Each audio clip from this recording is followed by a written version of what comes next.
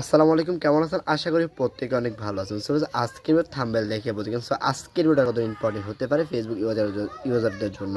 তো আজকে সেটিংসটি হচ্ছে, আমরা যদি ফেসবুকে সারাদিন থাকি তাহলে কিন্তু কেউ বুঝতে পারবে না, আমরা এরকম একটা সেটিংস দেখিয়ে দেবো। তো সেটিংসটি কিন্তু একেবারে সোজা, মাত্র আমরা 2 মিনিটের ভিতরে আমরা সেটিংস করতে পারবো। তো এখন চলে যাবো ভিডিওর মূল টপিকটা। তো যাওয়ার আগে একটি রিকোয়েস্ট হলো, যারা আমার চ্যানেলে প্রথম এসেছেন এবং আমার ভিডিওটি প্রথম দেখতেছেন তারা অবশ্যই আমার চ্যানেলটি সাবস্ক্রাইব করে পাশে থাকা বেল আইকনটি অন করে দেবেন। তো এখন চলে যাবে ভিডিও মূল টপিকটি, লেটস গো। সো প্রথমে ফেসবুকে যেতে হবে, গিয়ে ম্যান অ্যাকাউন্ট ক্লিক করতে হবে, তারপর সেটিং যে অপশনটা আছে, লোগোটা আছে, এই লোগোতে ক্লিক করতে হবে। ক্লিক করার পর একটা ইন্টারফেস শো করবে।